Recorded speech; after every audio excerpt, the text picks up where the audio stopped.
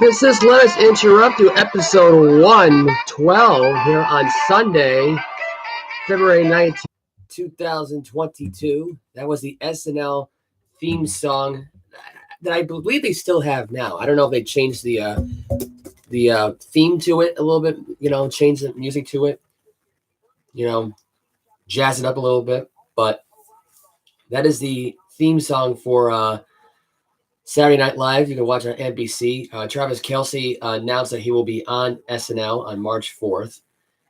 Mahomes was on the late night shows this week. Kelce on the late night shows. I've been watching various, I don't know if it was old podcast reviews with Patrick Mahomes from recent weeks ago.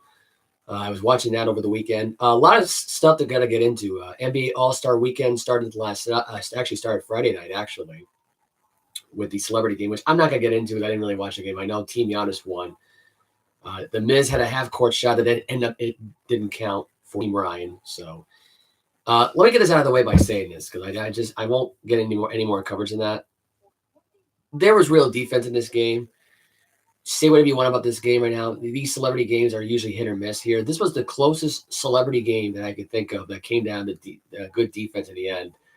And really, I watched bits and pieces of it. I didn't really watch the full game to enjoy it. I will say this, though. Out of all the games I've watched over the years for celebrity games, this was probably the one, or viewed, I should say, after the fact, one of the least entertaining all-star celebrity games that I could think of at this point. Not only a lot of big names, DK Metcalf, not surprising, got MVP. I think Calvin Johnson was on Team Ryan. I don't remember if Metcalf was on Team Giannis or not. But Team Giannis did get the win. Giannis actually wants to get into head coaching when his NBA career is over. He'd be probably the tallest head coach that I could think of to ever coach in the NBA, really. Because you're not going to find a lot of 6'11" head coaches. So, but he seemed like a pretty good head coach.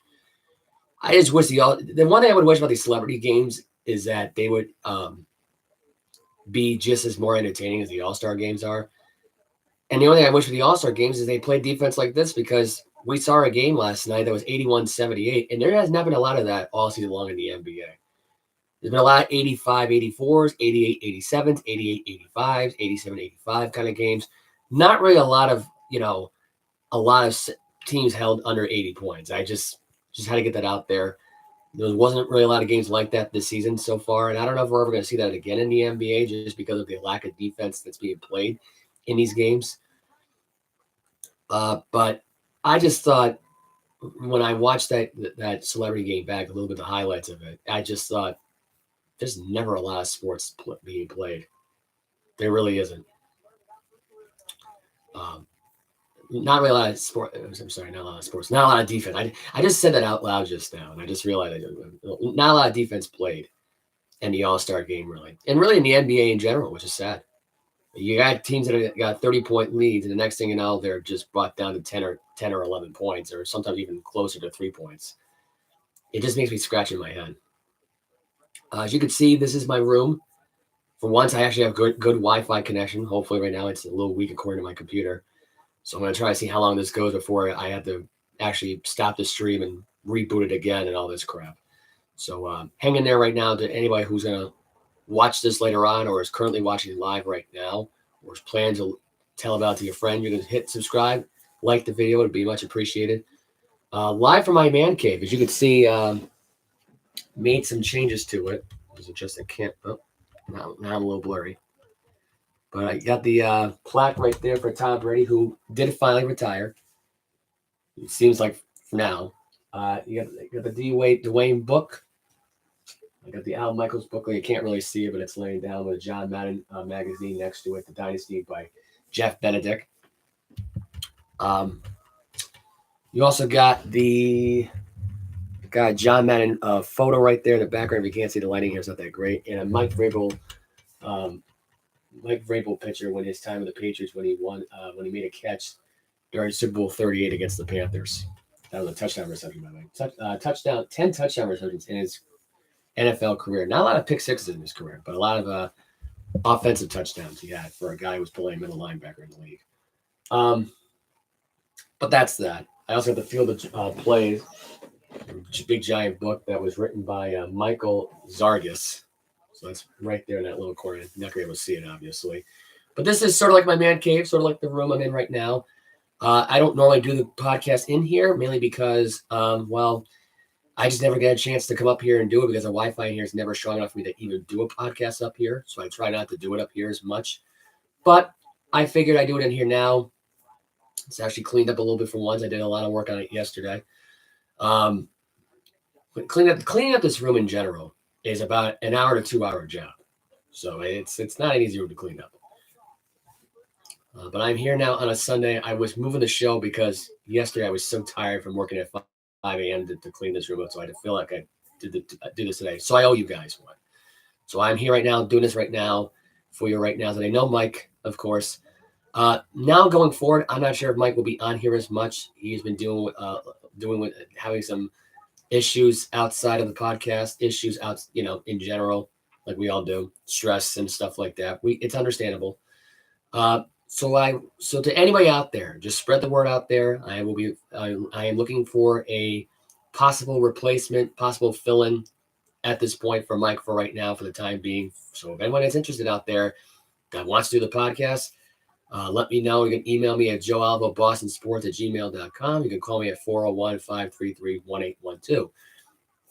For anybody who's out there looking to do podcasts and stuff like that, that's it. I'm going to start this by talking about Eric Bieniemy today, after I just talked about the NBA All-Star. Actually, before I even get into that, let me finish my NBA All-Star weekend thoughts here. Max McClung won the dunk contest. Probably had performed the best dunking contest I could think of, really, for him, or really for anything in a dunk contest in general. Wow. Try to say that fast. Probably the best dunk contest I've watched back since 2016. Now, has it topped the 2016 one? No. But Max McClung's dunks were excellent. I think they're sort of tied with Aaron Gordon's dunks and Zach LaVine dunks. But he won the dunk contest, and Damian Lillard won the 3-point contest. I wasn't surprised by that result. I really wasn't. That to me was a given. I think Lillard, a lot of people thought that Lillard wasn't the favorite going into this thing. I kind of figured he'd be sort of in there just because he's a clutch 3-point shooter anyway. If it was Lillard and Steph Curry, it would have been an interesting final round. But the whole bracket was convincingly. I mean, to be out Buddy Held and it was like Trey Burton, I think Trey Burton. I think he beat out. I think is that his last name is Trey Burton. I don't know. Tatum was in there. He didn't even make it out of the second round. Like I said, I didn't bother watching it, so I figured Lillard was going to win anyway. I wasn't surprised. Julius Randle was the worst 3-point contest shooter of them all. He didn't make a single one in this one. And his son, it might as well be a meme. The look he gave was just like, oh, God, this is embarrassing. And Randall saw it on the replay and said, like, damn, kid, smile for me. Root for your daddy. So that was interesting. The other interesting aspect is that the Utah Jazz team won the skills contest. Colin Sexton, Jordan Clarkson. I forgot who the other one was involved because, like I said, I didn't really watch it fully. I don't really enjoy the NBA All-Star break anymore. I don't. To me, it's like a dead period where there's not really a lot of good sports on TV. Besides college basketball, and the Daytona 500 was on today. I'll give them results for that one on Tuesday. But yeah, like I said, there wasn't a lot going on this weekend that was really eye-popping, really, this weekend. Yeah, the XFL make their season start as of yesterday. As I'll give you the scores really quickly here for what happened over the weekend. The Las Vegas Vipers lost to the, I believe this is the, what is this? The Renegades in Harlingen, Texas. That was a 22-20 win. The Houston Roughnecks beat the Orlando Guardians. That was a 33-12 victory.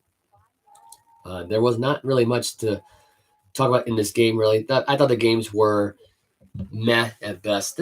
These games I can't get motivated behind. I really can't. I really can't get motivated behind the XFL, really. I mean, they're hit or miss league. You got average players who couldn't make it in the NFL trying to get a second chance in a league where it's not going to get a lot of notice. It's not going to get a lot to talk about into it. It's not the NFL. I don't care if The Rock is the commissioner for it or not, or whatever he is, the president for the owner for it or whatever. It's great that he is into football. I can give him respect because he used to be a football player. He played college football for University of Miami. Don't get me wrong. I mean, I can respect it, but it's a good effort. But I just can't get behind something like that. I really can't. The XFL to me, it just means nothing to me. It doesn't. I'm only going to give the highlight for it now because it's the only really good thing that's on this weekend. You have college football, softball that's on right now. And it really will transition to my next topic, which is the Reds spring training this week for the Red Sox. It's just started up right now. They have their games starting next week. Alex Cora was on a press conference talking about, and Shine Bloom was in a press conference this week, and it doesn't seem like we should be confident about this Red Sox this season right now. Really just giving half-assed answers, Shine Bloom was. And I guess the new shortstop, Alberto, whatever his name is, I can't think of his name right now off the top of my head. Came from the Kansas City Royals. I can never pronounce the guy's last name, so I'm not even tempted. But Cora wanted to say, quote, it's Xander-esque. So it's like, don't piss off Red Sox Nation at this point, okay? Just don't do it. To me, see, now I'm already glitching right now. I can already see now the clock is going to be messed up now. My pitch is already messed up now. This is not going to end well with the Wi-Fi up here. So if I have to shut the show down and reboot it, I will. Anyway, what was I thinking? Oh, yeah. The Xander-esque comment. I just think to myself, don't remind a Red Sox fan that you couldn't re-sign Bogarts and Devers at the same time. Don't do it. By the way, you're bringing in one of the worst shortstops in baseball. And it's almost sad, really, because the guy's the worst shortstop in baseball, had the worst average. His OPS last year was 344, which is not good. His any average was below 200. This is not a good shortstop. This guy will be ninth in your lineup at this point. It will be the most useless signing the Red Sox have had since Cordero was with the Red Sox. Just going to put it out there for you. I just think that was pretty sad, if you ask me. Out of all the stuff that's happened this week, that whole press conference is depressing. Just Chime Bloom, a useless general manager, Alex Cora, who's just there really just to, I don't know, make the Red Sox feel comfortable about the decision making they have. It's like we have a useless general manager, but our manager's really great. Like, that's just what it is at this point. That's why Cora's here. He's just basically there just for a paycheck at this point and just going through the motions, because this Red Sox team is not going to do anything this year. They're not. They're not that good. They have no good outfielding. They still don't really have a convincingly good catcher. Their bullpen is terrible, so it's not like it's that great. You only have one great closer in Jensen, who's a World Series champion for both the Dodgers and the Braves. I mean, it's just, I look at it and it's just a sad reality that this Red Sox organization this year is not going to be exciting this year. So now we got to spend the next 7 months dealing with a franchise that just doesn't get their crap together. It's just really sad. I mean, I'll try to go to one of the games this year, but I mean, don't expect me to be excited about going there. Hell, I might go to a Yankee Red Sox game in Yankee Stadium because it might be cheaper to go there. You don't have to be a 3-hour drive. But again, it just when I watch this Red Sox organization as a whole, it's sad. It really is freaking sad at this point. It really is. It's actually gotten to the point now where I'm just like, I'm watching it like play out in my head. Sorry, I just was having an issue with my phone. For whatever reason, it was not charging. I don't know if the plug wasn't working for it or what. I thought it was plugged in at first, but I guess it wasn't. Anyway, what was I saying? Oh yeah, so just this team alone is just, it's really sad watching this Red Sox team try to do anything productive, because whatever luster they had is now gone. Whatever excitement they had for the last 20 plus years is gone. And really, this is ever since Theo Epstein left the Red Sox and ever since Terry Francona got canned. You know, and in reality, it's almost like you fired the wrong guy and you let a general manager work that was awesome at his job. You brought in Ben Cherington, which did nothing for you on your 100-year anniversary. And I think in reality, this is where the collapse started to begin for the Red Sox ownership and organization as a whole. Like, that team was never confident in themselves after Theo Epstein left. They never were. You let players burn out Francona so badly, and you force them out the door way too soon. there were some key moves that you could have made that could have turned this whole season around, but it got to the point where it was already too late. And at the end of the day, this is where I'll start. I mean, you got Bobby Valentine, which that was a disaster. During the 100-year anniversary for Fenway Park, that was back in 2012. That year they went 69-93. So there goes to show you how much Bobby. And by the way, Valentine by that point hasn't managed for a baseball team at that point in 10 years. So why they bring him in, I have no idea. And all he did was basically turn the whole organization against one another. Managers against general manager, CEO against general manager against manager against the players against one another. It was a free-for-all. It was every person for themselves. No one was liking each other. They all hated each other, and that's how bad it was. 2013, they had a lucky World Series miracle win with Ben Cherington and John Farrell, the next manager who got canned. And I think got canned way too late. So in actuality, and I think the funny thing of it is I think the Red Sox wanted Ortiz to stick around, otherwise Farrell was going to get fired. And when Ortiz retired, that's when Farrell got canned as well. A lot of this was like a revolving door. Like this Red Sox organization as a whole just had problems. They finished in last place in 2014 after they won the World Series, finished in fourth place in 2015. 16, they were one and done in the playoffs by the Cleveland Indians. 2017, they were 3 out of 4. They lost 3 out of 4 to the Houston Astros in the ALDS. I mean, at home. It was never good. 2018, they won the World Series. 2019, they finished in third place. 2020, they brought in Shine Bloom, and Shine Bloom has been one of the worst general managers that I could think of at this point. They should have stuck with Dombrowski. Dombrowski, I think what they should have done was stick with Dombrowski from 2012 on. Why they never went after him, I'll never know. I just think that was kind of strange. They never went after Dombrowski. Dombrowski, I believe, came in late 2015 after the season had ended at that point anyway. So, and then Dombrowski at the time, I believe, was actually looking for a job, I'm pretty sure, within the organization. So I'm just surprised they never picked him first. But this Red Sox organization as a whole, since 2012, ownership-wise, everything has been completely out of whack. And I think really they put the hype on the fact that they had Francona, who was going to come back in 2012, and Theo Epstein was going to come back in 2012. And they did this ahead of time, probably through board meetings and stuff like that for the city of Boston and all that stuff like that to hype it up, to get more younger fans in the stands. And it makes sense. You're trying to pass it on to the next generation of talent, try and entice the fans to buy tickets. I get it. And ticket prices were sky high in 2012 with that 100-year anniversary season. But the problem was the team was so terrible. I mean, at least then they had the faculty. They had a closer, they had a catcher, they had everything. But they just didn't have a good team. I mean, you got guys like Beckett who didn't care anymore. He was completely done with baseball. And I think it was just because of the fact right now that he was sick of everybody around him telling him what to do. And that's what happened in his time with the Florida Marlins. And that's why the Florida Marlins wanted nothing to do with him afterward.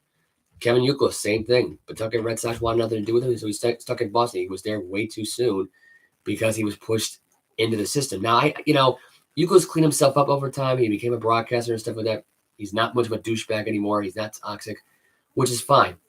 Beckett, though, who knows what his story is these days? No one ever talks about him. No one ever describes it, but he was the leader in the whole thing. And you can argue now with John Lester leaving the Red Sox in 2013 after that 13 World Series, you could have retained him. You could have signed him to a really good deal in the end and could have helped his team out when they desperately needed it the most throughout 14, 15, and 16. Because I believe Lester retired this season, if I'm not mistaken. Or was it last year they retired? A couple years ago? I can't remember at this point. Anyway. So that was it this week. I wish I had a clip for the Xander Bogaerts one. I didn't have time to even download the link right now. Missoula lost it this week. There's been a lot of news about him right now saying whether or not he's too competitive in games. And when it comes to a young head coach, I've heard it all week long through Boston sports. I will say this: for him to be too competitive at this point is an understatement. The guy is like me, a sore loser, a crybaby. And I'm willing to admit these things because I am him. Okay. And the guy doesn't know when to stop himself and think and call a timeout in certain situations, let runs get out of hand. I'm the same way. Young me is basically young me in this version of letting things go too far. Not not clearing my mind, not helping people out, letting it get worse and worse and worse. And to further what game Missoula gets out of it, I don't know. But he does not like getting criticized. It's like me. I don't like getting criticized for certain things. I'll lash out at people. That's what Joe Missoula is doing to the media. He's like a pit bull who could snap at any time. And and I'm willing to admit to these things because that's who I am too. So I mean, Missoula's not the only one. He's not the only Joe who has a temper. And Joe Missoula's got a temper. It's that simple. Mr. Awful's got a temper. Mr. Missoula's got a temper. So there you go. They headed in the All-Star break with a 41-17 record. This is probably one of the better records they've had in a while. A little unexpected for a person now who got the head coach extension this week. And he's been known to give a lot of crap to the media. Now at this point, I was going to try to get the links quickly of Joe Missoula snapping at the media. I probably can actually get the link for it now as I'm trying to type it in right now at this point. I'm hoping that the Wi-Fi is actually getting stronger in here. Interesting. For once, I actually have good Wi-Fi in here. I never thought I would get this in general.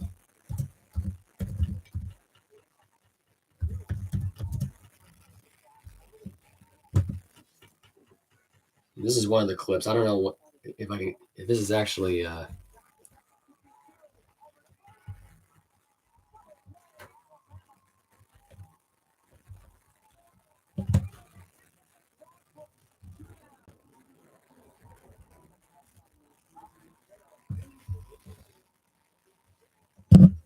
So this is one of the clips right here.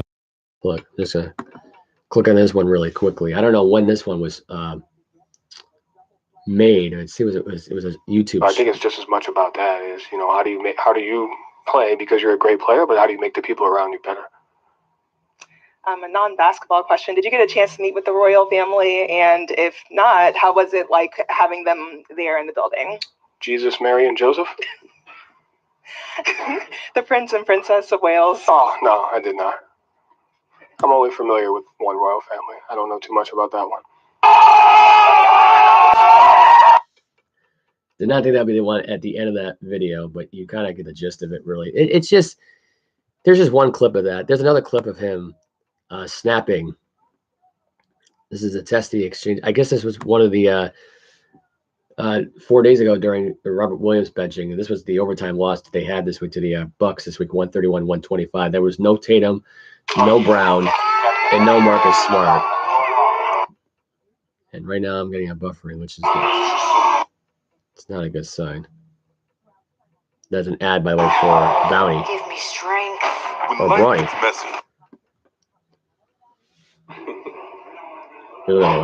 Robert Williams, you brought him off the bench.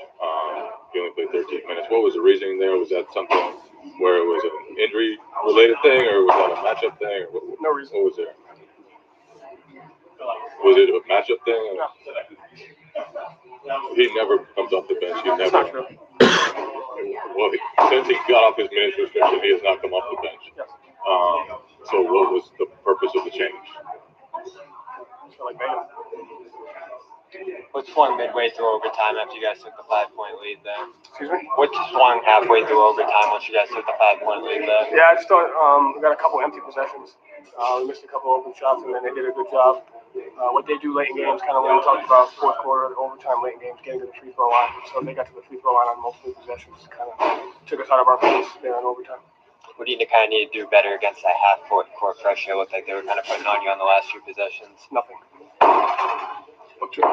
Joe, I don't know you don't believe in moral victories, but without 4 stars to push the number 2 seed with fully healthy. Yeah, I think a moral victory takes away from our guys. Our guys are NBA players. They did a great job, regardless of who's out there.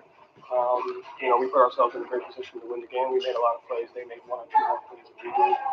2 great teams playing against each other. So moral victory takes away from our guys. We played their ass off. How much was fatigue a factor? I don't think we're tired. I think it was just two great teams playing against. I think they made a couple more plays. Looking at the benefits, like these guys are obviously key players for you, regardless. Like you mentioned, being in these kind of tight situations and atmosphere like this against a team like this, how can that help later on? Can help us play well. Our guys have confidence. I thought our guys showed that. Brad has said that Jason won't play tomorrow. Is that still the plan? I think he had said that initially, not knowing what was going on this week. So I think we'll reconvene on that tomorrow morning, kind of when we get back and see how he's feeling. But So that was that. So let's hear the this is they go back and forth. This was actually from 8 days ago. And this is after a Celtic win. You had a comfortable 28-point lead. What happened after that? And with Jason going back in, is that something you were hoping to avoid? no, I was hoping to win the game. We decided for a period of time to throw the ball to the team in the white jerseys instead of the black ones. That's the extent of what cost the lead? Yes.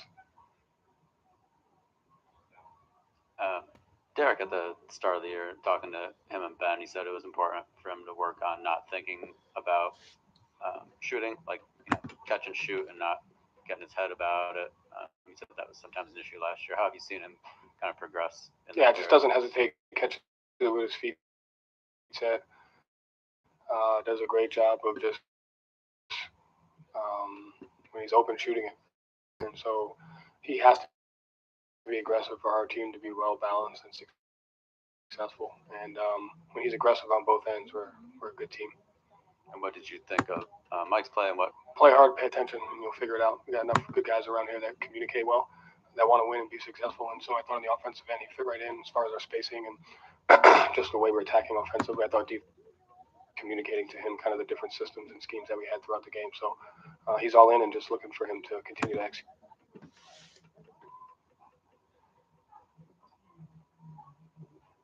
When you come out of a game like this, what is the message to the team afterwards? Yeah, I mean, I think we played hard. So I think that's the most important thing is just continuing to praise the fact that we are a hard-playing basketball team regardless of the score, 95% of the time. But you got to just fight for habits, and that's where, the execution comes in. We had 15 turnovers for 25 points. And that is a recipe for getting yourself in trouble throughout games. And so praise the effort. I love the fact that our guys play hard regardless.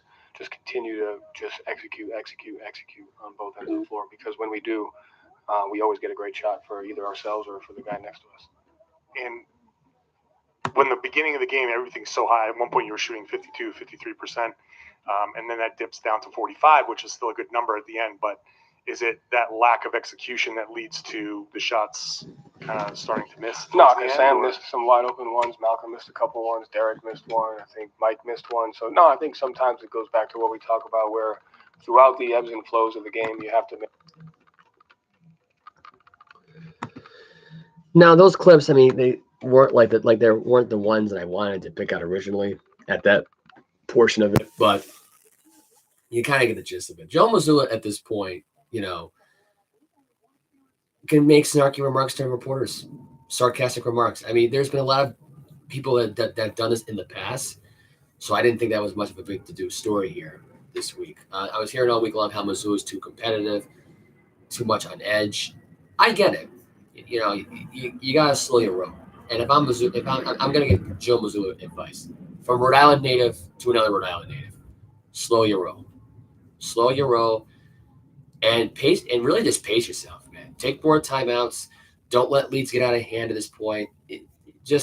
Again, I watched the games this week, and my first thought was why does Mazzulla wait so long to call a timeout? I mean, he could have like a 10-point lead, and the other team could lead by 15 or 20 points, and that's when they finally call a timeout. That I don't get at all. And then you expect your team to get their stamina back after the timeout, which is only about either 30 seconds long or 60 seconds long, to get the stamina back to try to get back into a fighting mode, which they've been doing that a lot lately. So I just think to myself, that's a little much to try to force that on the Celtics. If I had to say one thing about this, slow your roll, man. Take a timeout when things are getting out of hand. Let's say if they're only down by 6 or 5, call a timeout right there in that moment. If you got a 22-point lead and they're only down by 6 at that point, stop the momentum. What are you doing? Stall it. That's all I got to say about that, honestly. And that way he won't look like a complete douche to the media. That's all I'm saying. Because that way, if you get, let's say that you don't end up keeping this job, Ime Udoka takes a job back next year, and you're trying to find another job for yourself at this point. That's going to be a bad mark for other teams because they're going to look at your interviewing styles with the media, and they're going to say, this guy is testing because of the media. I don't think this guy's coach material. Maybe we shouldn't hire him. You know what I mean? But that's what you want to avoid at this point. And just don't do what Ime Udoka does and sleep with the people there, and you're fine. That's it. Eric Bieniemy this week, former Kansas City Chief offensive coordinator, got hired this week as the new offensive coordinator by the Washington Commanders. Can I just say this for a minute at this point? Can I just put this into perspective here? This is like getting a big-time job to be a big-time job at as a guy working for, I would say, for Instagram and TikTok, being at one of the assistants for Instagram to getting a job at Verizon as like a retail salesperson. That's what I would describe this as right now at this point. Now, somebody like Jim Murray on Felger Mass described it as going from a job at Google to a job at Sears. I would say getting a job at going from a job at Electric Boat as one of the superintendents. And let's just go even further with this, like being one of the corporate presidents of the company to being really a bagger at Stop and Shop. That's what I would compare this to, because it's not going to work out. It's only fitting because at this point, I think deep down it's Andy Reid who prevents this from happening, because Eric Bieniemy's track record, how he recruited teams to go to Colorado when he was a head coach in Colorado at the time. How he was producing booze, and there was a drug thing involved and all that stuff like that. And, harassing the players and hazing the players and stuff like that. And the track record's not great. Does it mean he doesn't deserve to have an NFL head coaching job? No, because times are different. There's not going to be any NFL hazing unless it's a players doing it to rookies and not coaches doing it to veterans. That's all I'm saying. Andy Reid, I think, legitimately, for his own benefit right now, was preventing Eric Bieniemy from getting a job because deep down he needs him. Deep down he needs him out by his side. Just like he needs Mahomes on one side, he needs Eric Bieniemy on the other side. That's how I look at it from this perspective here. And really, this is the only way for Eric Bieniemy to slip in as the interim head coach when this all blows up and Ron Rivera gets fired. It's only a matter of time. The guy's going to be going on the hot seat at the beginning of the year anyway.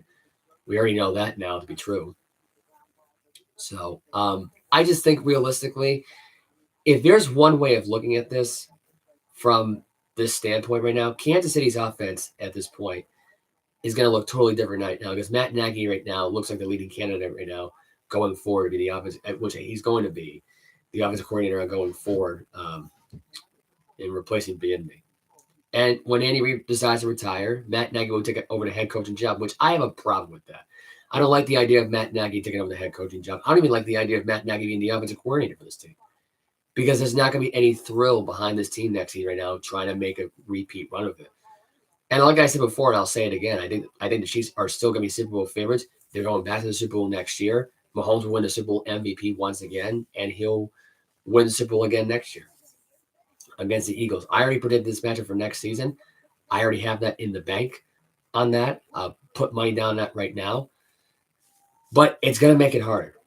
It's going to make it even harder at this point. I mean, this week we already knew about Jonathan Gannon getting the head coaching job for the Arizona Cardinals. That happened this week. I believe it was this past week, right? This past Thursday, he got the job. Drew Pretzinger got the offensive coordinator job right now for the Cardinals. I believe Nick Rawls, got the linebacking job for the Cardinals, was a former Eagles linebacker. So a lot of changes. Shane Stetson once again being the next head coach for the Indianapolis Colts, former offensive coordinator for the Eagles. There's a lot of things That ain't lining up too good right now for Philadelphia and Kansas City. It's actually hurting the Super Bowl rematch because there should be a Super Bowl two for this. This should be turned into a rivalry at this point because of Mahomes' history being an Eagle fan. He played against his team they used to love growing up. Now he's making them pay for it now. And Andy Reid sticking to Philadelphia as he won a Super Bowl. Like that's just that. It felt great watching that matchup. And now it's like you're gonna take that all away now at this point and hurt the two teams in the process. It's not gonna end well. And who knows? Maybe it's Eric Bieniemy as an interim head coach, and it could be a story where it's gonna be the Washington Commanders versus the Chiefs in the Super Bowl, and it's a battle of who can outdo what in this case. It's I mean that's one thing to look forward into here. I kind of look at it like this: why couldn't Eric Bieniemy be the next OC for the Philadelphia Eagles? Because this would have made a lot more sense here. You take the guy right now who was basically on Andy Reid's payroll, and take him as your OC to get revenge on Andy Reid and Patrick Mahomes, to figure out all their plays and stuff like that and try to expose them as much as possible if you're Philadelphia. Instead, you let this guy take a 2-year deal with one of the worst franchises in the league, one of the most snake-bitten franchises, besides the Raiders, the most snake-bitten franchises in the NFL. And you let this guy go to Washington. If you're Philadelphia, you're kicking yourself. If you're Kansas City, you're really going, what the hell did we just do? And now your next successor is going to be Matt Nagy and not Eric Bieniemy. And I get why, because there was some tension there. Mahomes is not a big Bieniemy fan. When things don't go his way, he just kind of lashes out at him. I get it. It could have been the same exact effect at this point. You could have had Eric Bieniemy and Mahomes together. Bieniemy could be the next head coach for Kansas City. It was all lined up for him, and now it's going to be Matt Nagy, which I don't think is going to work out because Matt Nagy is not really taken seriously as a head coach candidate in this realistic case. He lost his way in Chicago, and now you expect this guy to be the next coach right now for basically for possibly one of the biggest faces in the NFL right now, at Patrick Mahomes. It's not a good thing. Kyle Shanahan, I'd say, would have a better shot at being the head coach right now for Patrick Mahomes, I think, than Matt Nagy does. If I'm him, I'm looking into that. I also look into possibly Todd Bowles. I look into Brian Leftwich, if he ever decides to leave Notre Dame offensive coordinator job to take a head coaching job in Kansas City. I look into Gerard Mayo. I look into even D'Amico Ryans. Because if that 6-year deal don't work out in Houston, he could back out right now and go coach in Kansas City. It wouldn't hurt. And realistically, Matt Nagy could be the head coach for the Houston Texans. That sounds like more like a job for him than taking over a job where he's not going to get any credit for it whatsoever, because by that point, Mahomes is not going to take him seriously as a head coach anyway, or listen to him. It's that simple. He'll listen to Andy Reid. He'll listen to Eric Bieniemy. Do I think he'll ever listen to Matt Nagy? No. Kyle Shanahan? Probably not. Maybe a little bit, but not as fully as he would listen to Andy Reid or Eric Bieniemy. And this kind of hurt, and this kind of did hurt the Chiefs a lot here by losing this guy, because he was, it's not really that big of a piece missing right now, but it keeps the dynasty growth going for Kansas City. And look, I'm starting to root for their dynasty now at this point. I was starting to root with Buffalo and possibly them creating the dynasty, but now Gabe Davis might be on the trade market at this point, could possibly be a free agent. You got Stephon Diggs, who probably wants out of Buffalo right now at this point. Sean McDermott not getting along with his quarterback sometimes. And sometimes it's a backlash between the ownership and the head coach, because McDermott just does dumb things sometimes. Ken Dorsey might be on the outs as well, because he's just, he's not the right fit for the offense, really. Taking way too many risks with Josh Allen. There's a lot there that Ken Dorsey does. Sometimes it hurts the team, sometimes it helps the team. Do I think his job might be on the line next year as an offensive coordinator for Buffalo? I don't know. Does that mean he's a snagging at this point for Kansas City if he does get released, fired from his job? Who knows? That could be the case now going forward. It's all out in the open. That's how I look at it. Eric Bieniemy at this point being not retaining him and letting him go, it was a big mistake. It was. I think it was even a bigger mistake for Philadelphia to not take advantage of this and actually sign and try to get this guy to sign a deal. Because now at this point, you have no offensive coordinator. If you're Philadelphia, you have none. And the one guy you could have taken right there on a silver platter, and it would have made sense for him to go there, it blew up in your face. And now your division rival now has him now. Way to go, Philly. That's all I got to say.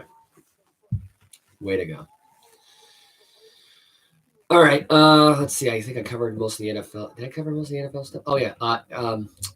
Orlando. The big left tackle for the Kansas City Chiefs. I'm trying to think of his. I'm trying to like. It's the big Orlando. Or I think it's Orlando Brown. I believe his name is right now. If I'm not mistaken. I could have just botched the name just now. I know the guy's name. I'm just drawing a blank. Has been agreed to franchise tag again this season. So that's good news on their part. The Chiefs will have their best left tackle, who didn't allow a single sack in 2022 for the Kansas City Chiefs. And it's a good thing. It's a positive thing coming out of this whole thing. It really is positive. I'm trying to open up my page here. I know I have more news. I know I have more news on the news front here on my end. It's just that now at this point, I'm getting more into some other stuff in just a moment here. I'm just trying to load this page up right now. The Wi-Fi here is hit or miss here. So it's I know I've been repeating this now for the last 40 minutes of this episode, but sometimes it's an issue. It really is an issue sometimes to try and load certain things up. It was Orlando Brown Jr. for second straight year per report. This is according to CBS Sports. He'll be in the fold right now, get the franchise tag. That won't be official until March 15th. Former Jets and Buffalo Bills head coach and former defensive coordinator for the Baltimore Ravens, Rex Ryan, was interviewed yesterday for the Denver Broncos defensive coordinator job, along with Vance Joseph, the former Denver Bronco head coach, are among the handful of candidates favored for the job.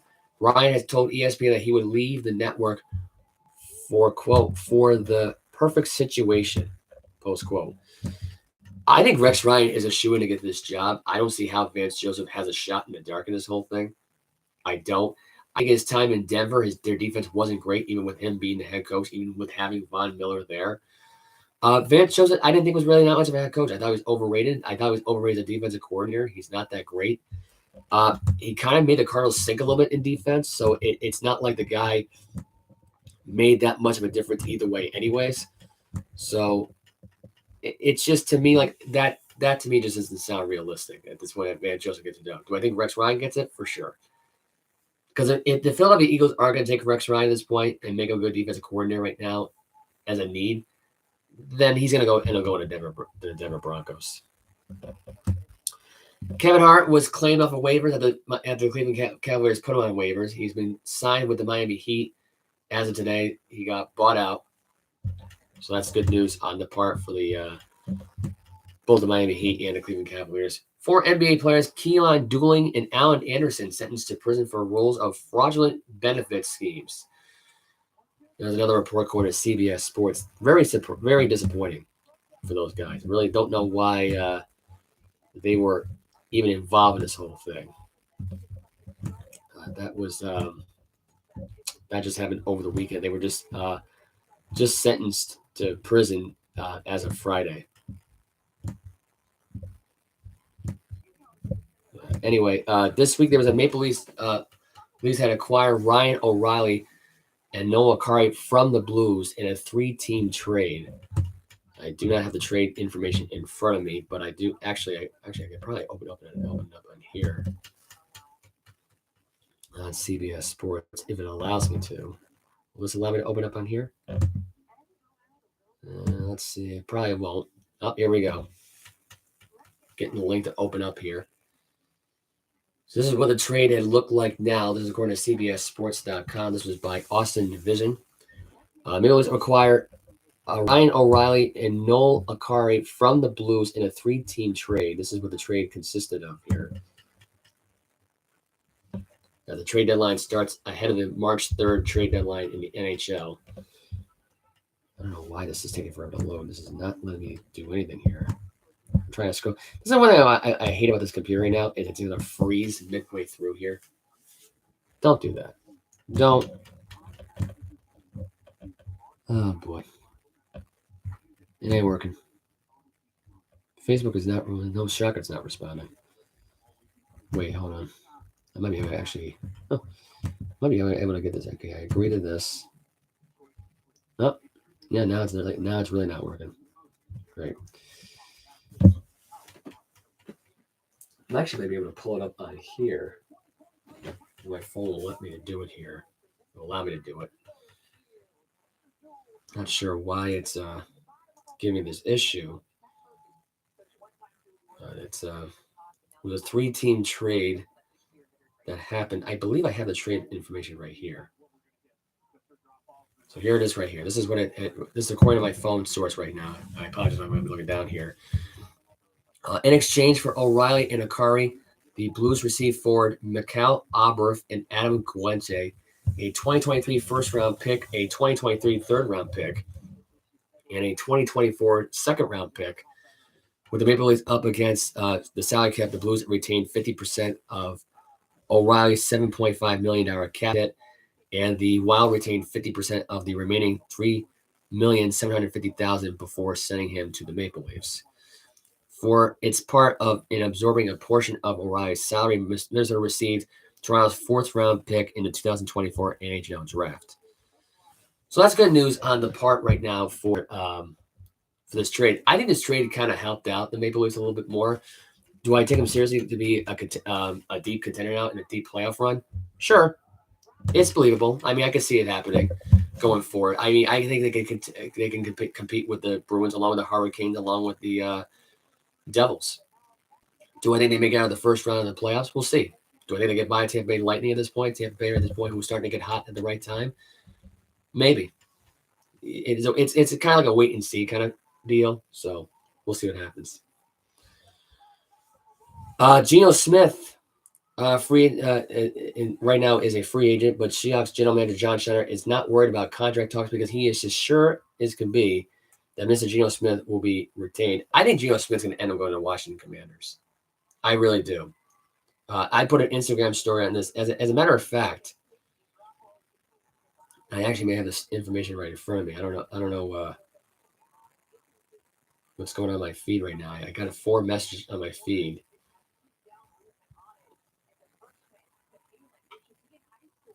I think that's I was getting some. I think this might be some news story highlights right now. I'm trying to look into my stories.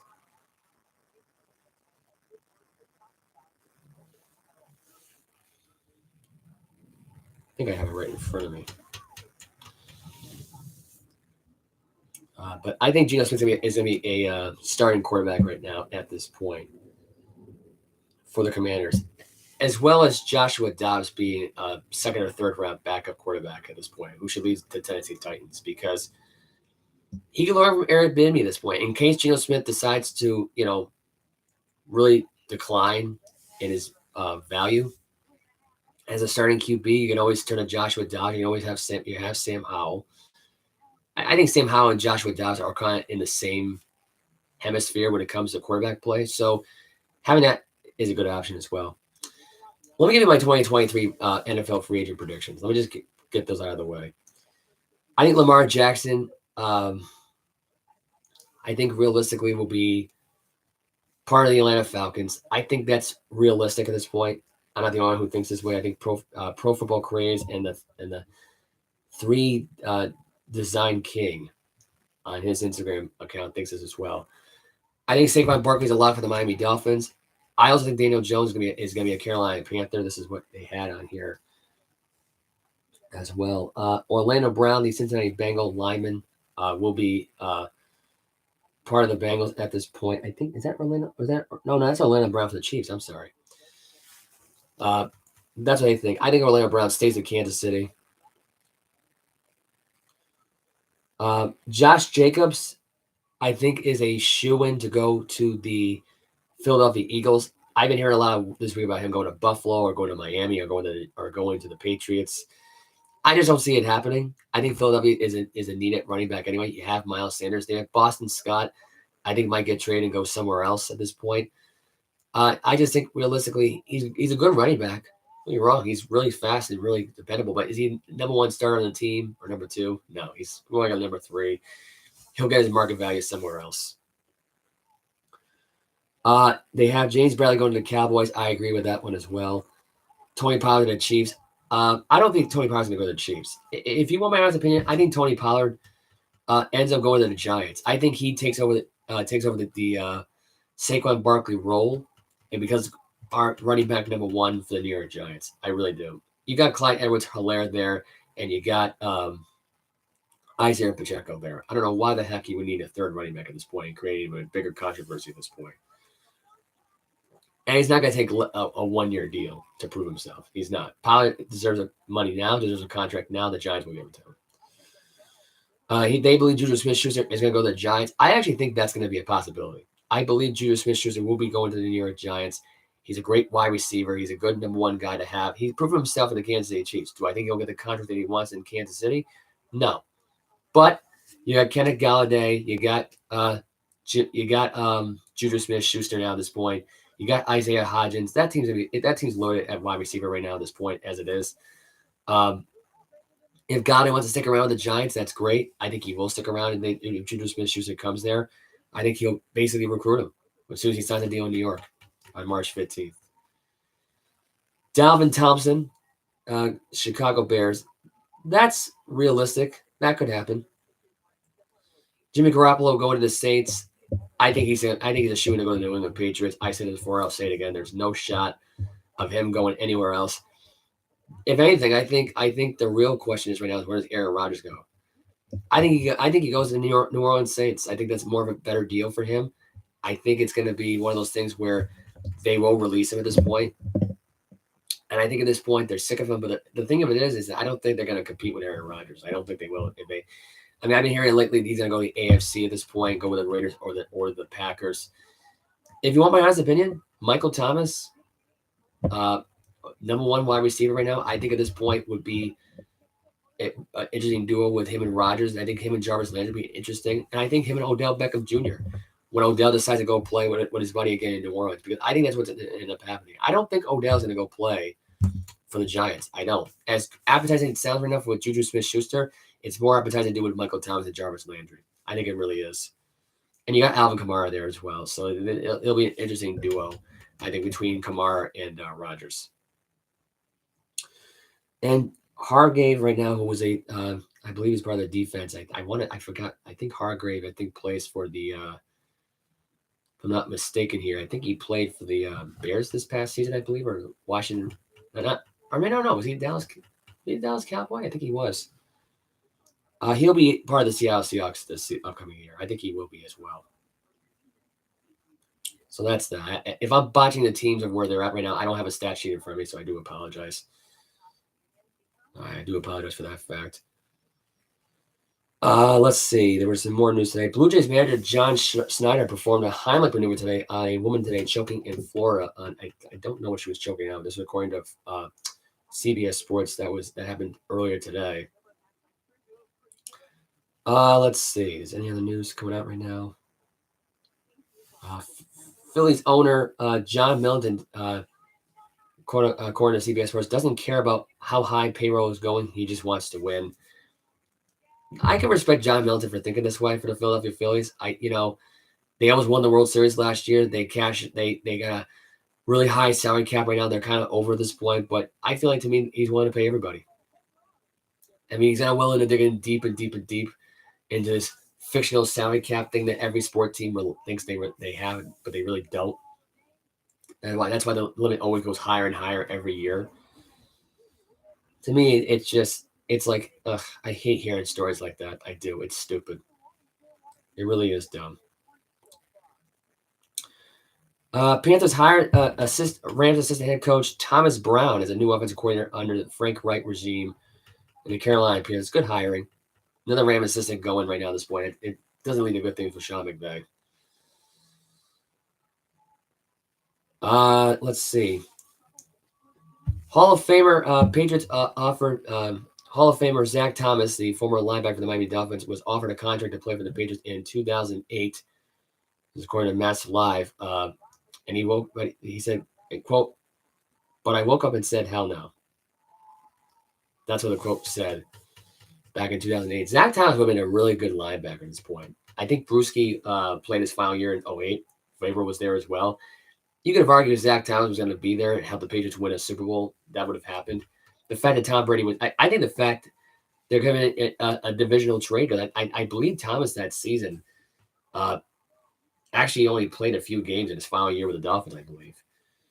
So, or I think he went somewhere else. I don't remember exactly where it said in the article where he went, but that's that. Basketball Hall of Fame class was released 2023. Here's what the following finalists look like right now. It's Dirk Nowitzki, former Dallas Maverick NBA champion. Dwayne Wade, a 3-time NBA Final champion, multiple All-Star appearances, along with Dirk Nowitzki. Pau Gasol and Tony Parker headlined the players list for the 2023 Hall of Fame class. That will be an awesome induction. I really cannot wait to see who inducts Dirk into Hall of Fame. And Dwayne Wade. Pau Gasol, I can imagine who could be Kobe Bryant's family, because he was just honored for WWE NBA advocate for the for assisting in women's sports and stuff like that as a partner. I think it was today. I can't remember what the article said. CBS Sports. Tony Parker. That's an interesting story as well. I kind of think that Tony Parker might be inducted by. I want to say it could be Greg Popovich. But I feel like it probably won't be, because I think it might be Ime Udoka, even though he's got a situation with Nia Long. So who knows? That should be an interesting class. That's an interesting class, though. Parker's is a 4-time NBA Final champion. He won all 4 with the Spurs, along with guys with Tim Duncan, Manu Ginobili, Bruce Bowen. The list goes on of how much he won with over the years. But again, congrats to those guys. Well deserved. Let's see. There's some sad news to get into, unfortunately. As of today, this is just what I've heard as of this afternoon. Law and Order star Richard Blezer had passed away at the age of 78.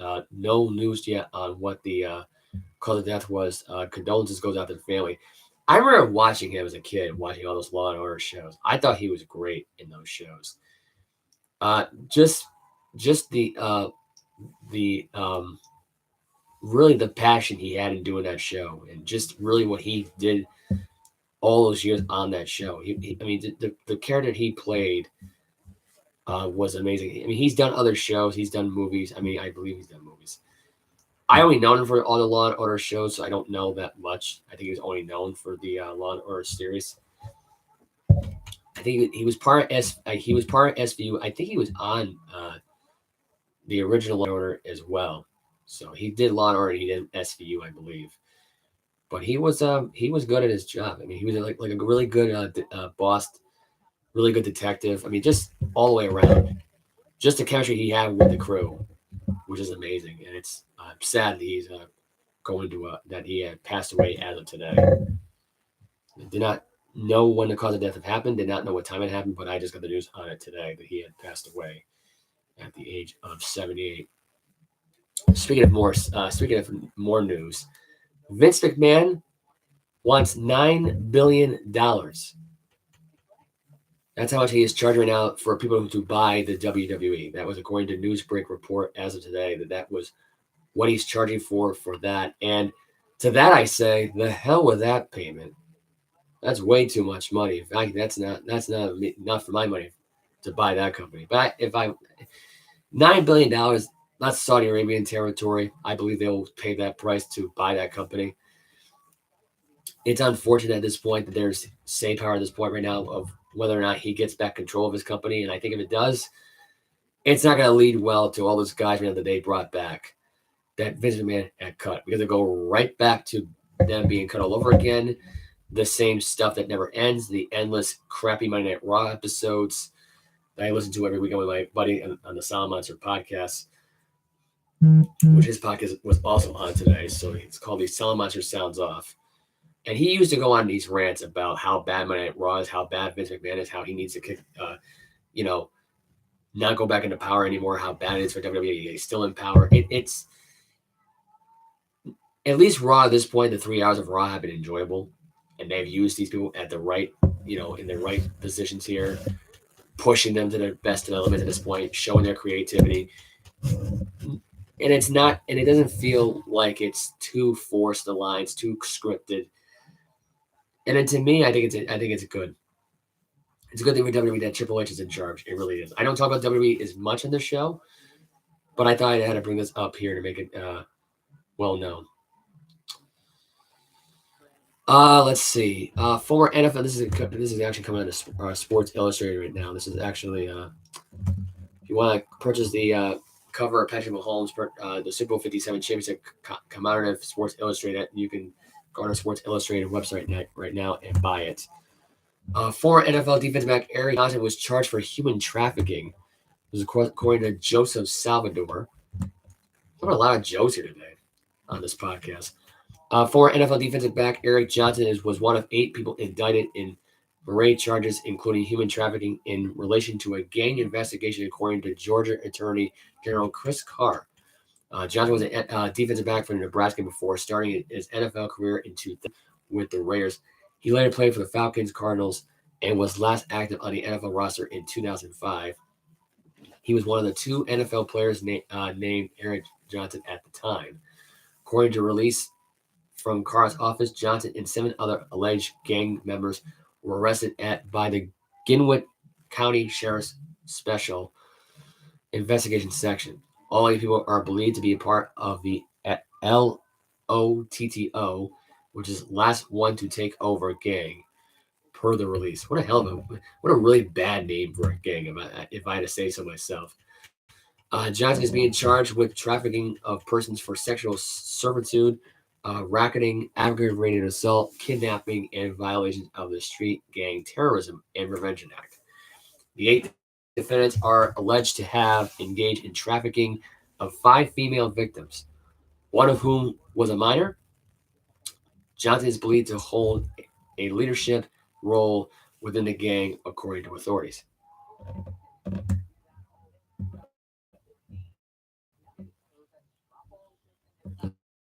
Let's see. I think there's more for this. All right.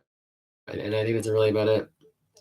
So it's not looking good for Eric Johnson right now at this point. Man is 46 years old at this point, and really they're kidnapping them, they're assaulting them. It's not good. It's not looking good for Eric Johnson at this point. This guy didn't really have a great NFL career, had a decent NFL career, but it won't matter now at this point because of this disgusting act that he had done. Let's take a look. Got nothing here on my other computer news right now at this point. There is some other sad news we got to get into right now. Tom Selleck reverses dementia solution, sparks a huge lawsuit pressure on Fox. He finally fights back on air. Listen to this report. During a heated episode last week, American famous doctor of neurology and actor Tom Selleck made headlines after reviewing his new CBD line on live TV. Martha McCallum was outraged, saying he will be filing a lawsuit against Tom Selleck and Fox for violating his contract and scaring off sponsors. Tom Selleck responded with this, quote, "I know Martha is just coming after my time slot. I am not giving in to cancel culture," which I don't blame him for this at all. "When I started this whole thing back in 2018, it really was just a part-time passion project and a way for me to give back. After being given so much, I figured there was no better time to make Aura CBD available to everyone, as it can help thousands of people experience life pain-free and live much happier lives." His product, Aura CBD, has been flying off the shelves within minutes, and Tom Selleck said his number one struggle as CEO is being able to keep up with demand.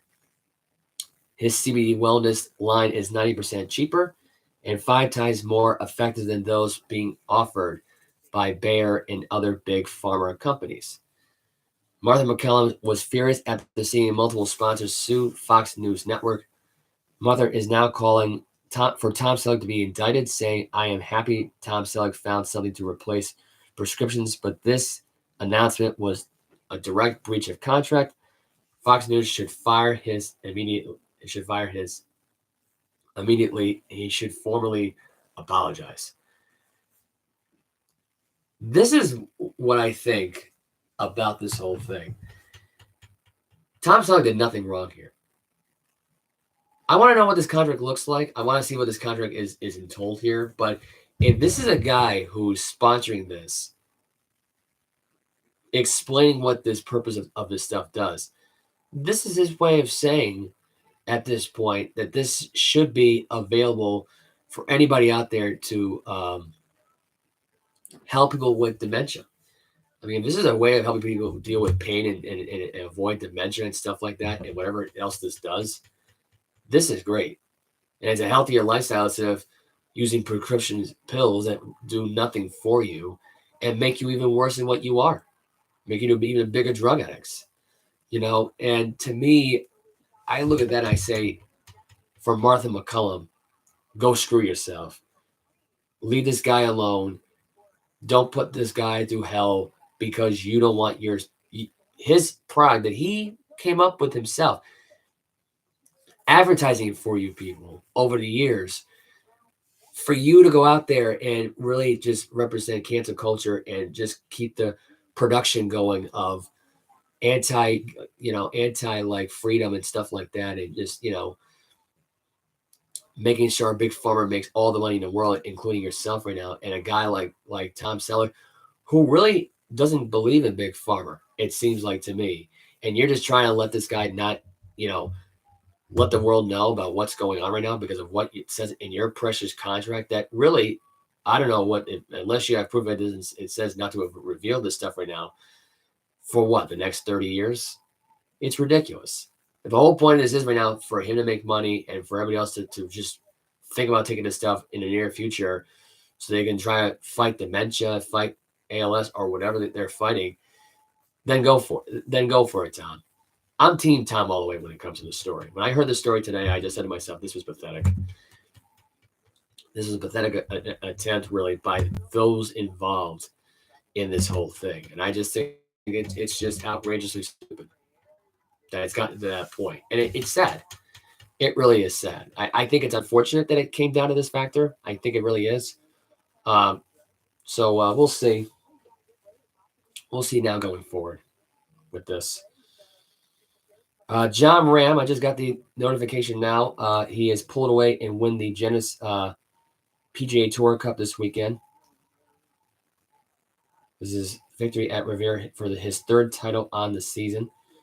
Homer fades back with 2 strokes back at this point. So that's my golf news today. I didn't think I was going to get a golf in the conversation, but I will get into the this right now. This is just released as of right now. Ohio State's C.J. Stroud reportedly guarding interest from surprising NFL team. Here's the surprising NFL team. It could be a playoff team at this point. So the Dallas Cowboys right now could be cashing in right now on C.J. Stroud for the 2023-2024 season. So it looks like right now that the Colts right now could trade up right now and get Dak Prescott, which here's my prediction. Okay, this actually might be a big one. Dak Prescott will be traded by the Dallas Cowboys to the Indianapolis Colts for this draft pick. I think this draft pick is going to happen. And I think Dak Prescott might be in the AFC South competing to win the AFC South division title. You get Jonathan Taylor in there. You get and I think Amari Cooper might reunite with the one and only Dak Prescott. And I'll go on this next Tuesday right now and discuss right now what whether or not Deshaun Watson is a better quarterback than Dak Prescott in this case for that offensive scheme. But when it seems like that team's going into shambles, and you got new young head coach with new fresh ideas, with a great system. In Indianapolis, no matter what you say about it, it's still a good system. You got guys in there like, Paris Campbell in there. It's Ty Hilton's way of getting back to Indianapolis. You bring a quarterback with them. You get Amari Cooper who could leave Cleveland and get traded to Indiana. It's a 3-way trade. The Cowboys The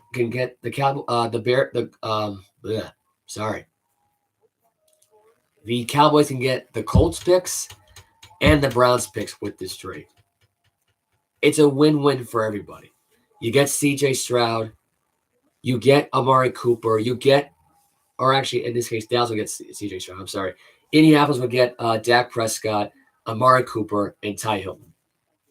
That's a team like that that's complete. I think, and Dak Prescott's still young, so it works out in your favor. You get a new revamped up offensive line in this case here, and that's that. I like this. I like this move a lot. This would make a lot of sense here.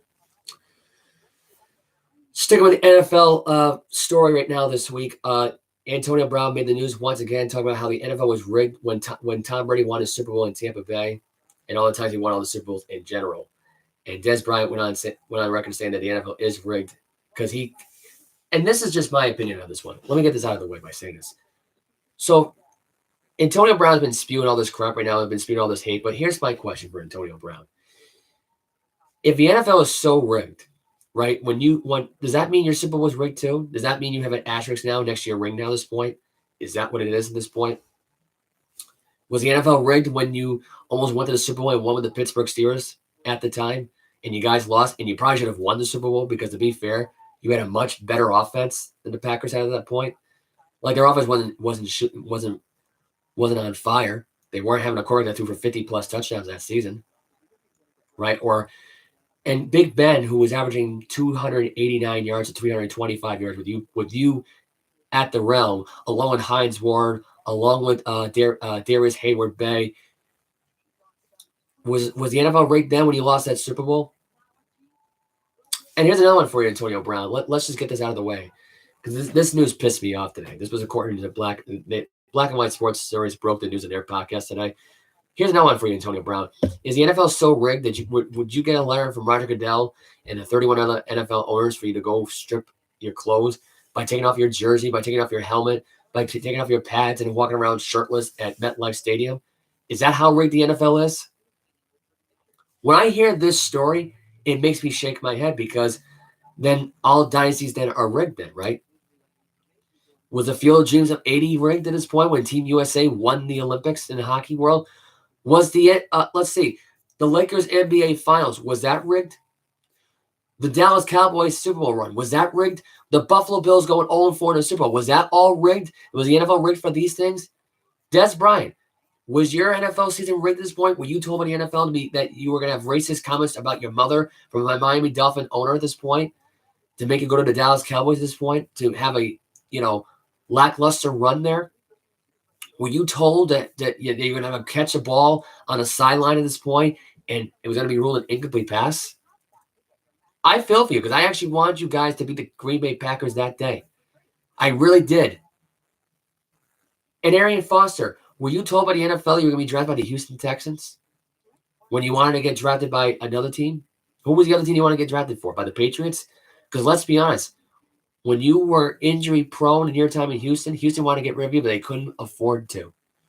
And if you were drafted by the Patriots, the Packers, or anybody else in the big franchise world, they would have cut your ass. So for all you NFL players out there that think the NFL is rigged because of a holding call that was the right call, by the way, and even the guy on TV is going to admit that, when your NFL head coach, your NFL owner, and a general manager doesn't want you to admit that to the media, yeah, the NFL is rigged. Sure. I'll go with that one. I guess Bill Belichick's rings are rigged then, right? I guess the story about Bill Belichick's boat, was that rigged too? Was that fake news too? I hate all these stupid bullshit stuff right now about the NFL being rigged. I'm so sick about hearing about Super Bowl 51 being rigged. I'm so sick and tired of hearing about Super Bowl 52 being rigged. Being like a Madden NFL video game being controlled by somebody. And then the control analog died in that crucial moment in the Super Bowl. I'm so sick of everybody saying that the NFL is rigged. Why would you even bother playing the sport then at this point? It's not like the WWE, because there's no backstage segments with your ridiculous promos in the middle of a football game. You're not going to have that. It's called an interview for about 30 seconds. Boom. Not even that. Probably 10 seconds. They don't have promos that open up the show that talk about how bad the city is and how bad the team is and how he sucks. He doesn't want to be playing for the football team. In front of a full stadium of 70,000 people. That's what WWE does. That's not what the NFL does. Stop with the NFL rigged bullcrap. It's stupid. It's 100% freaking stupid. It's enough. It's enough. I am so sick of hearing about this. And it coming from a guy who's who's got mental problems. So we're all going to take a mental guy's problems words for it now at this point? Is that what we're doing here? This is so infuriating. It's so freaking frustrating. I'm frustrated with the Red Sox right now and how bad their organization is, but I don't want to get explosive about that. I'm more explosive about this because this is my number one favorite sport. Otherwise, I wouldn't have stuff like this. Here's my question to all you people. Was this right here pairing rigged? Was this planned by the NFL back in the 80s? Was Marino going with Don Shula a planned thing? They all recruited and got the guy. That's it. This was not set up by the commissioner. It was not set up by the owners. It was not set up by anybody. All 31 NFL owners wish they had these certain players they had in most of their careers. It would make their teams a lot more useful to go to. It's just, and here's my question. Was Tom Brady being drafted in the 6th round planned? I don't know. Like, to me, like I hear all these stupid things, and it just rocks my head because it's like, what is going on? What are we doing here? I talk about stories like this, and it makes me lose my freaking mind. It really does. The NFL's rigged because these guys won the Super Bowl. Why? It's not, and I hear stuff like this about, those teams are popular, that's why they get interviewed. No, because they're playing good. They're great players. Otherwise, they would have skipped right over college football and just played from high school to the NFL. Hell, they probably wouldn't even have played in high school. They probably would have just started playing now. Instead of playing at 8 years old, they'll be playing at 28 years old. Like, it doesn't work like that. More NFL news. Greg Hardy got knocked out at I think it was at this was also according to Black and White Sports podcast. That reported is, I guess he got knocked out I think it was over at FBKC event. I think that was called. Got his lights knocked out. I think it was during the MMA fight, I believe, and I think that's what the name of the tournament was called. But he got jacked up over the weekend. Anyway, so that's that. I had to get that out of the way. I had to get that rant in there. I do apologize. It's just, I hear stuff like this, and it really does aggravate the crap out of me because it's like, what the hell, really? Anyway, this is unsports-related news right now. That's why we're going to get away from sports for just a second. Prince Harry is apparently terrified that the royal family will spill his deepest secrets. According to Yahoo.com, this is what it was said today. This was written by Rachel Birchfield.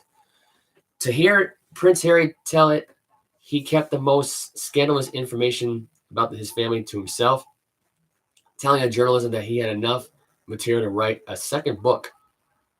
But he definitely went there when it comes to divulging family secrets in his best-selling memoir, Spare.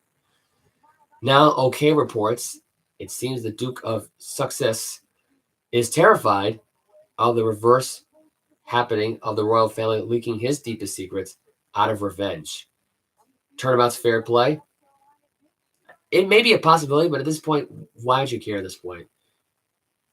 They want to get even. What can they possibly do in this country now? Are they going to force us to go back to the royal family and beg for forgiveness? Anyway, I hear this. It's like, it's ridiculous. So far, the royal family hasn't said anything about the numerous allegations dropped in the tell-all, but according to an outlet, there have been countless reports about their anger over the situation, and one source says the royal family is so up in arms that they may strike back in retaliation. Honestly, at this point, the queen is pretty much dead at this point. What's the worst that could happen now at this point anyway? See, this is what I mean about the royal family out there. The royal family is all about bearing arms, getting together, and striking against those that feel like they're threatening them. But in reality, they're not even threatening. No one's perfect in this world. But I think in reality, if the family strikes against their own family members and stuff like that and exposes them, that's just wrong. It really is. And Harry, look, wanted to get the secrets out there, wanted to be honest about himself, wasn't afraid of getting backlash. There really wasn't a lot of backlash towards him anyway. Maybe towards the family, but it wasn't towards him. This is what it continues here. It wouldn't surprise Harry if the royals spilled some of his deepest secrets to the media, the sources say, noting also there are staffers of the firm, the business arm of the Institute, who are determined to discredit Harry at any opportunity, especially now that he stood up to them. So really, it's just being bullies. That's what the royal family really has always been. They've been bullies. Countless times bullying people. So this is nothing new. Let's see. Britney, this is according to Cinnamon Blend and also Yahoo. Britney Spears posts a video of her outfit she says her husband hates. And she just goes, quote, oh, well. By the way, you can if you want to see the thing right now, according to FCC, I cannot actually show that, unfortunately, on YouTube. But that is that. It's unclear where she got the first outfit from, actually. And the photo has been removed from Instagram, so I guess you can't watch it anyway. So that kind of sucks. And this is according to the conversation. This is actually news I got this week. The Native American population in the U.S. increased by 87%, says more about whiteness than about demographics. This is according to this right now. The Native American population in the U.S. grew by a staggering 86.5% between 2010 and 2020. According to the latest U.S. Census, a rate of demographers say is impossible to achieve without immigration.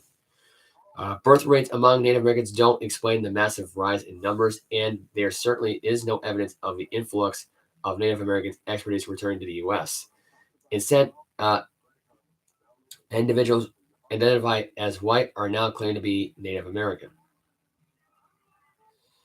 I don't think there's any more to this story. Okay, this growing movement has been captured by terms like pretendian, and wannabe. Another way to describe this recent adoption of Native American identity is what I call racial shifting. These people are fleeing not from political and social persecution, but from whiteness. You know, I can actually believe this. There's been a lot of people in my group right now lately that they've been calling themselves they want to act like black people or act like Native Americans in my group of friends. So this really, hearing a story like this doesn't really surprise me, really. This is what this person continues to say. I spent 14 years of researching the topic and interviewing dozens of race shifters for my book, Becoming Indian. I gotta get this book now at this point, just for curiosity reasons. I learned that while some of these people have strong evidence of Native American ancestry, others do not. Yet nearly all the people of the 45 people who were interviewed or surveyed for the book believed they have indigenous ancestry and that it means something powerful about who they are and how they should live their lives. Only a tiny but troubling number makes it blatantly fraudulent claims to advance their own interests. This is by far the dumbest story I think I've heard all week. Just in general of how dumb, and these stories are dumber and dumber every time I listen to them. So that's that. Megan Fox has divorced private messages on Machine Gun Kelly's mobile device. So it looks like this is according to Vanity Fair. Megan Fox discovered private messages on Machine Gun Kelly's mobile phone. Questionable texts and DMs have raised red flags for the partnership for the former partner. In his tune from 2012, my ex best friend Machine Gun Kelly, this is what she had said, saying, "I read those texts that you sent to yours, but I'll never say it. Yeah. Lo, how these words now ring present." The busybodies at Page 6 reported late Friday that, according to their sources, Megan Fox found DMs, and text messages on the phone belonging to Kelly, and this led her to believe that the musician and actor was having an affair, post quote. If you're unaware, last week proved rocky for the romance of Fox and Kelly, whose non-firearm given name is Coulson Baker. The two have been an item since mid-2020 and were engaged in January of 2022. After attending Super Bowl weekend party thrown by Drake in Arizona, an airplane hangar, the Transformer star uploaded a carousel of images to her Instagram in which she was wearing a rather revealing outfit. Beside her was an unnamed man in a workout gear. Lastly, there was a short video of the interior of a flaming garbage bin holding an envelope. Her caption read, "You can taste the dishonesty. It's all over your breath." A quote from Beyonce's track, "Pray You Can Catch Me," from her landmark album, 26 album, Lemonade. The piece is widely accepted to be a platinum-selling artist statement on infidelity.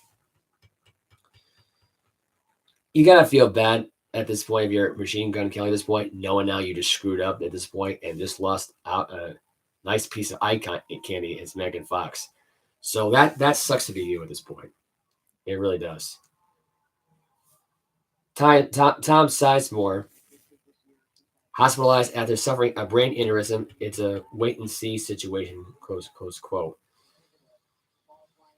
Let's see. We have WWE Elimination Chamber results. Roman Reigns retained the undisputed Universal title over Sami Zayn. They had a great classics match, which I'm going to consider right now match of the year, in my opinion. Go back and watch it. It was awesome. I think the Elimination Chamber shows had 3 matches that were match of the year, in my opinion, for 2023. The men's and the women's Elimination Chamber match. Asuka's going to WrestleMania to face Bianca Belair because she won the Chamber match to go on to face Bianca Belair at WrestleMania 39 in SoFi Stadium. And for the men, it was the United States title match. Bronson Reed, Austin Theory, Seth Rollins. I believe it was Montez Ford and Damian Priest and all of them. Logan Paul came in the end, cost Seth Rollins the title. He had the clothesline that Hangman Adam Page does on AEW television. I can't think of the name right now. I'm drawing a blank. And also to hit the curb stop, which would have given Theory the win. He retained the championship. And that's that. That is that. As of right now, WWE News Roundup Hall of Famer to challenge to top champion for his title on Raw. Major star suffers an injury at Elimination Chamber. Sami Zayn breaks character after losing his title match. But the news story now is the injury that had taken place. It's Montez Ford, who has suffered an injury, I guess now. I guess he injured during the chamber match. It's not telling me right now how the injury had happened. But yeah, that's really all that happened here. I couldn't find the WWE Hall of Famer list, so I guess that's not gonna have time for that. Former Packer wide receiver and former Packer linebacker, or former wide receiver, I should start with, Jordy Nelson and Julius Peppers will be both eligible for the NFL Hall of Fame next year in 2024. So that was announced 10 days ago. I just got this the other day. So again, congrats to both of them. Well deserved, in my opinion. Let's see. Is there any more news? Any more news? Because I'm going to sign off here in about a couple minutes or so. We'll get more onto this. Secretary of State Blinken says China gave no apology. This is according to USA Today. Gave no apology for a spy balloon, which apparently there was a spy balloon at this point that was disguising itself as a Reddit thing that was made in the U.S. at this point. And I guess there was a $4,000 missile that was launched that destroyed a $12 balloon. Secretary of State Blinken said that China gave no apology in Munich for spy balloon. This is what it was quote. I said, quote, "I don't want to characterize what he had said. I don't think he would be appropriate," Blinken said of the meeting in an interview that aired Sunday with NBC's Meet the Press. "Although I can tell you, no, there was no apology," post quote. I can tell you this right now. This country, since Biden has run this country for the last 3 years, it's been an absolute dumpster fire. I don't know what this guy is. I don't know what this country was thinking by voting for this guy. He is a complete buffoon for a president. I don't know why we have this guy as a president. It just doesn't make any sense to me. I mean, we're going through a serious recession worse than the one that we had back in the 40s. I mean, this country is a total crapshoot at this point, and I don't know why that is at this point, but man, it's bad. I mean, it's terrible at this point of how this country is run with this guy as president. North Korea launching 3 successive ballistic missiles. This is what Japan's Coast Guard has just announced. That was reported earlier on CNN. And this is an interesting one. This is according to Los Angeles Times. Los Angeles bishop's death is being investigated as a homicide, authorities said. This is what's happening. The shooting death of Los Angeles Auxiliary Bishop David O'Connell, known as Peacemaker, is being investigated as a homicide, sheriff's officials said Sunday. Quote, this incident is being handled as a murder investigation, the LA County Sheriff Department said in a brief statement. There is no additional information available at this time. Sheriff deputies responding to a medical emergency found the body of O'Connell, 69-year-old O'Connell to be exact, who served as a priest bishop in the LA County for nearly half a century at a home in the 1500 block of Jianlu Avenue in Huntington Heights around 1 p.m. That's when he was found on Saturday, authorities had said. He had suffered a gunshot wound, and paramedics pronounced him dead at the scene. Sheriff officials said, we are deeply disturbed and saddened by this news. Archbishop Jose H. Gomez of the Roman Catholic Archdiocese of Los Angeles said in a statement Sunday, quote, let us continue to pray for Bishop David and his family, and let us pray for law enforcement officials as they continue their investigation into the terrible crime. This is awful. When I hear stuff like this just makes me shake my head because I really can't believe what this world's come to. It's absolutely disgusting at this point. I mean, we priests getting shot seems like a thing that would happen in the outskirts of Dallas, Texas, or the outskirts of somewhere out in Minnesota, or maybe somewhere out in Alaska somewhere over some fish. But this happened to a priest, to his family. This is bad on so many levels. I mean, it's like running over like a police officer or shooting a judge. This is awful. Guy was 69 years old, did not deserve to go out like this. The whole church community right now should be up in arms and pissed. There should be riots. There should be nuns with pitchforks. And I'm not kidding here when I say this. This is absolutely pathetic. Absolutely pathetic. I think it's disgusting. It's totally unnecessary. It's ridiculous. I actually should also report this week. Judge, I believe his last name is Leach, for the Rhode Island Superior Court judge, was run down on a hit and run this week. The girl was 48 years old, turned herself in. So to Judge Leach out there, I am praying for you right now, my man. Hope you get well soon.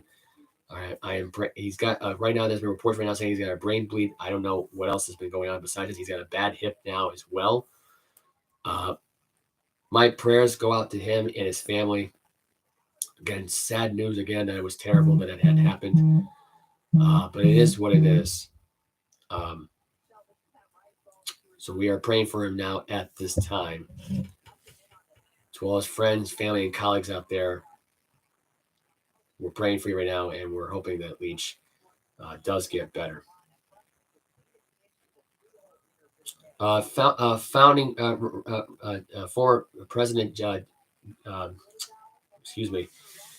former President Jimmy Carter right now is now going to be in hospice care. Is going to AP News today right now. Found branches for Jimmy Carter after entering hospice. This is what it was said today right now. The former president's legacy was offered up at his small Baptist church in Plains, Georgia, a day after he entered hospice care. Among those paying homage was his niece, who wrote the 39th president's year of service, an emotional address at the Martha Baptist Church, where Carter taught Sunday schools for decades. Quote, I just want to read one of Uncle Jimmy's quotes. Kim Fuller said during the Sunday school morning service, adding, "Oh, this is going to be really hard." She referenced this quote from Ricardo, I have one life and one chance to make it count for something. I am free to choose that something. My faith demands that I do wherever I can, wherever I can, whenever I can, for as long as I can.